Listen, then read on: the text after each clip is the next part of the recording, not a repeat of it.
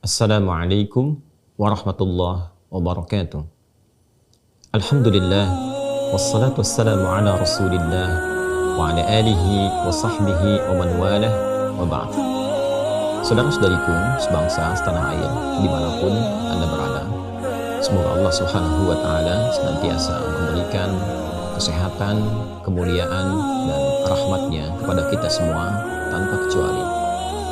Baru-baru ini kita mendengar, menyimak, menyaksikan pemberitaan baik di media cetak, elektronik ataupun sosial bahwa Kementerian Agama baik melalui Menteri Agama ataupun juga Badan Penyelenggara Jaminan Produk Halal dari Kementerian Agama menyampaikan bahwa terjadi pergantian secara bertahap baik terkait dengan kewenangan sertifikasi halal pun demikian dengan pergantian logo halal atau label yang melekat pada produk-produk konsumtif dari logo yang semula kita kenal kurang lebih selama 32 tahun dikeluarkan oleh Majelis Ulama Indonesia akan berganti secara bertahap sesuai dengan peraturan yang telah diketahui bersama pada logo yang ditetapkan oleh Kementerian Agama melalui Badan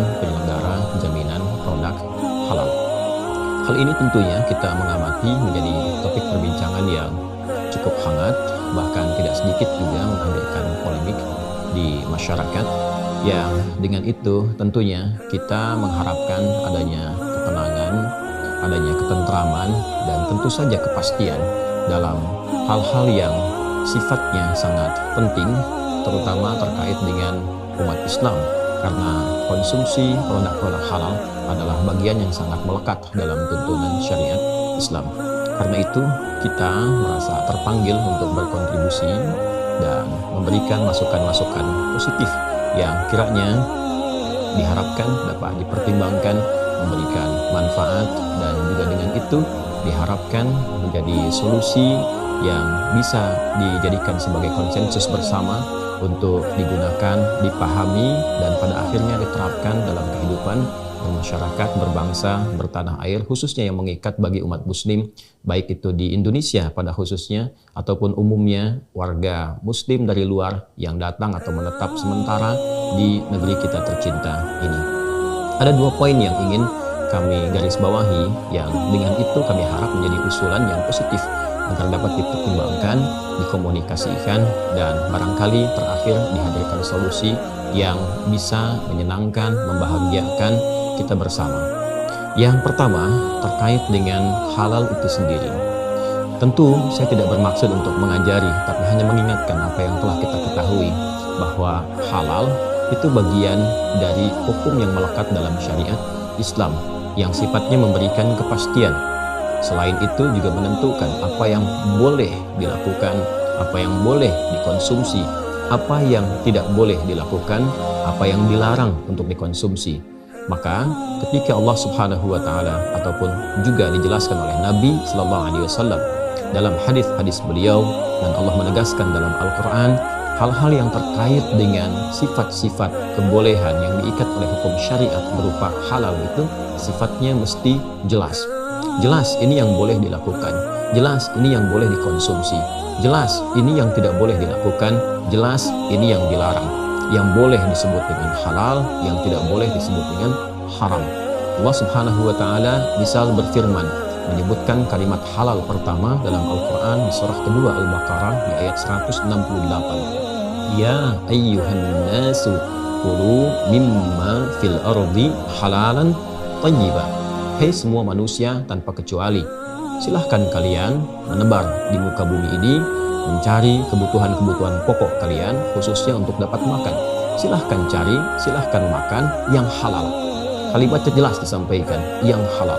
Jadi segala yang terkait dengan hal-hal yang boleh dilakukan, spirit Al-Quran memberikan kejelasan. Penjelasan yang disampaikan mesti terang, tidak boleh ambigu, tidak boleh kemudian terlalu rumit untuk dipahami, sehingga menyulitkan bagi setiap muslim untuk bisa menyikapi hal yang dimaksudkan. Ini sesungguhnya boleh dimakan atau tidak, ini boleh dikonsumsi atau tidak, ini boleh dilakukan atau tidak. Syariat harus memberikan kepastian, syariat harus memberikan kejelasan.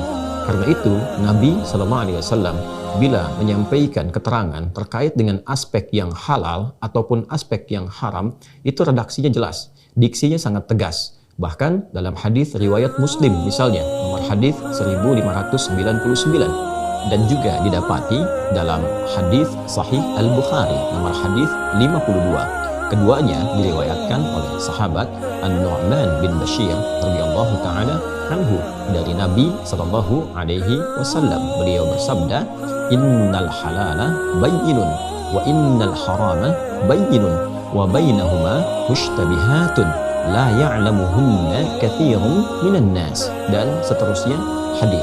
Beliau menegaskan, innal halala bayyinun, yang halal itu mestilah jelas.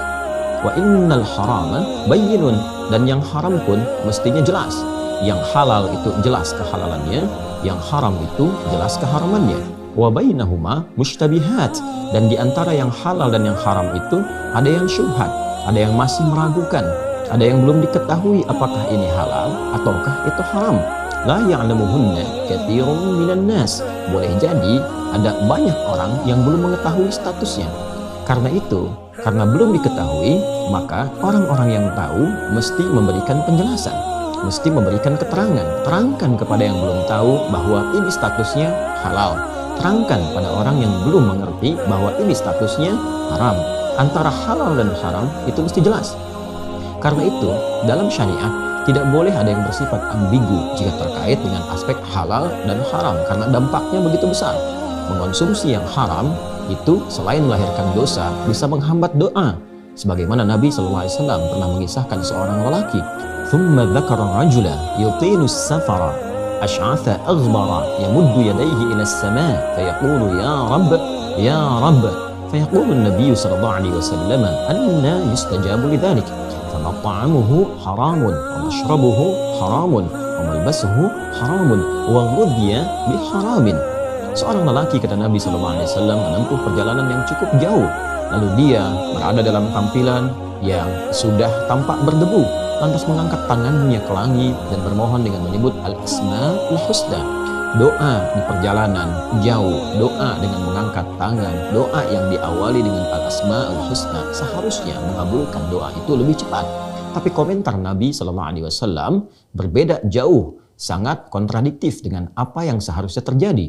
Nabi menyampaikan bagaimana doanya bisa dijawab, karena makanan yang dikonsumsi haram, minuman yang dikonsumsi haram, pakaian yang dikenakan haram, dan perangkat hidupnya haram. Jadi yang haram selain bisa melahirkan dosa, juga bisa menghambat doa. Karena itulah Nabi tegas menyampaikan dalam hadis yang tadi kami kemukakan, innal halala bayyinun, yang halal itu mestilah jelas. Dari sini, baik pada acuan Al-Quran ataupun hadis Nabi SAW, yang saya sangat meyakini bahwa baik yang berada di Kemenak ataupun di MUI ataupun kita para ulama sangat memahami bahwa segala yang terkait dengan penjelasan ke masyarakat pada aspek-aspek halal mestilah terang benderang. Tidak boleh ada yang ambigu, tidak boleh ada yang multitafsir. Ini bukan perkara seni, ini bukan perkara filosofi, ini masalah syariat yang harus terang, masalah syariat yang harus jelas. Ini bukan persoalan halal di Indonesia, tidak halal di tempat lain. Ini bukan persoalan halal di satu provinsi, tidak halal di tempat lain. Ini bukan persoalan menggabungkan berbagai adat istiadat. Ini syariat. Sekali lagi, ini ketentuan syariat yang mesti terang, mesti jelas, dan mesti terjabarkan dengan sempurna di masyarakat. Karena itu, bila diperkenankan kami mengusulkan, agak baiknya logo yang akan diperkenalkan kepada masyarakat sebaiknya logo yang mudah untuk dipahami. Dituliskan saja, misal dengan menggunakan bahasa Arab yang terang, halal, kemudian juga dijelaskan dengan bahasa Indonesianya misalnya, halal, atau kalau ingin paling singkat, yang sudah ada, itu saja yang sudah familiar bagi masyarakat. Masyarakat tahunya logo yang sudah berjalan selama 32 tahun misalnya, baik yang dewasa, anak kecil, laki-laki, perempuan.